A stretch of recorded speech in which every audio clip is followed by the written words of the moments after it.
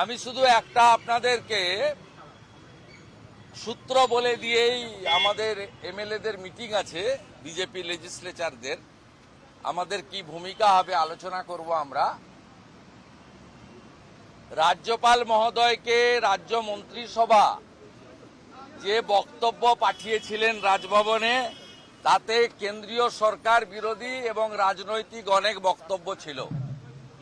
আমি ধন্যবাদ জানাচ্ছি রাজ্যপাল মহোদয়কে তার বক্তৃতার আগে। তিনি তার সেই বক্তৃতা ফিরিয়ে দিয়েছিলেন রাজ্য সরকারকে। তিনি বলেছিলেন, এগুলো আমি পড়ব না, ঠেলায় না পড়লে বিড়াল গাছে ওঠে না।